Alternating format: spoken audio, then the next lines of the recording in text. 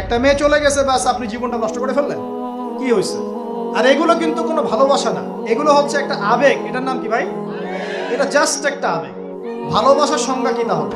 অনেক হুজুর দেখি এখন প্রেম বিশেষজ্ঞ হয়ে আপনাদেরকে ওয়াজ করে। হ্যাঁ, দেখা হইলে আমি বলবো তার সাথে যে এইসব প্রেমের সুরসুরি মার্কা ওয়াজ বন্ধ করতে। এগুলো দিয়ে যুবকদের উপকার হচ্ছে না। কারণ বিয়ে না করলে সংসার বুঝবেন কিভাবে?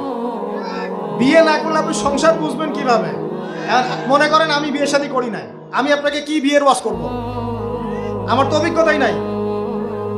আর মনে করেন আপনি দুইটা বিয়ে করছেন, কথা কথা, এখন আপনি বলবেন বাপ রে বাপ, এই কাজ ভাই আমি করছি, আপনারা করতে চান। কারণ আপনার অভিজ্ঞতা হয়েছে, অভিজ্ঞতা থেকে মানুষ শেখে না।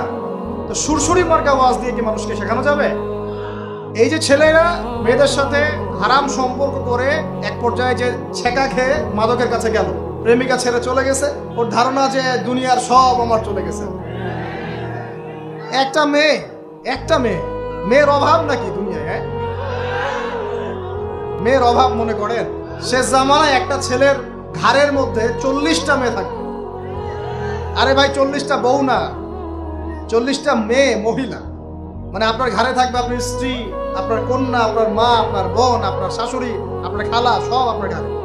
শেষ জামানায় মেয়েদের সংখ্যা আস্তে আস্তে বাড়তে থাকবে, ছেলেদের সংখ্যা আস্তে আস্তে কমতে থাকবে। যুদ্ধ বিগ্রহ বেশি হবে, ছেলে মানুষ একটু বেশি মারা যায় না, বাইরে চলাফেরা বেশি করে, অ্যাক্সিডেন্ট আছে, রোড অ্যাক্সিডেন্ট, এই সেই, যুদ্ধ বিগ্রহ। এমনি গড়াইও ছেলেদের কম, আর ছেলেদের জন্মহার কিন্তু মেয়েদের চেয়ে কম। শিশু ছেলে মারা যায় বেশি, মেয়েরা মারা যায় কম। ছেলেরা এমনিতেই সংখ্যায় কম হবে, আর শেষ জামানায় মেয়েদের সংখ্যা আরো বেশি বাড়তে থাকে। একটা মেয়ে চলে গেছে, ব্যাস আপনি জীবনটা নষ্ট করে ফেললেন। এখানে মূল সমস্যাটা ভালোবাসা না, এখানে মূল সমস্যাটা ছিল আপনি আপনার নফসের কাছে হেরে গেছেন। আপনি আপনার নফসের কাছে হেরে গেছেন, আপনি আপনার প্রবৃত্তির কাছে হেরে গেছেন। এটা ছিল একটা জেনা, একটা যৌনতা, এটা ভালোবাসা ছিল না। এটাকে আমরা বলবো আপনি হরমোনিয়াস হয়েছে। হরমোন আপনার শরীর থেকে যে থ্রো করে, এই হরমোনের ফলে আপনি একটা হরমোনিয়াস হয়েছে, দ্যাটস অল।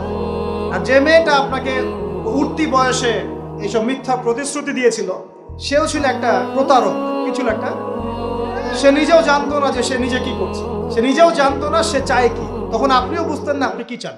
এগুলো আর জীবন জগৎ বাস্তবতা রেসপন্সিবিলিটি সম্পূর্ণ আলাদা জিনিস। ভালোবাসার সংজ্ঞা কি তাহলে?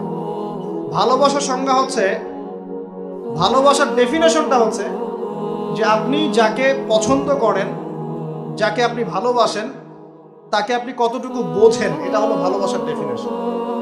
আপনি তাকে বোঝেন কিনা, আপনি তার স্বপ্নের পাশে অংশীদার হতে পারছেন কিনা, তার যে লাইফের অ্যাম্বিশন, এখানে আপনি তার পাশে সাথ দিতে পারছেন কিনা, তার হাত ধরে থাকতে পারছেন কিনা, সে হোঁচট খেলে আপনি তার পাশে থাকতে পারছেন কিনা, হ্যাঁ, সে খারাপ সময় পার করলে আপনি তাকে সাপোর্ট দিতে পারছেন কিনা, আপনি তাকে কনফিডেন্স দিচ্ছেন কিনা। এগুলো ভালোবাসা। আমরা আমাদের সন্তানদেরকে ভালোবাসি না? সন্তান পড়ে গেলে আমরা হাত ধরে তুলি, ওঠো, কিছু হয়নি, আবার যাও, এটার নাম ভালোবাসা। আর এই যে নোংরা জেনা, হারাম অ্যাফেয়ার্স, এটার মূল জিনিসটা যৌনতা। এটা কি জিনিস ভাই? যৌনতা।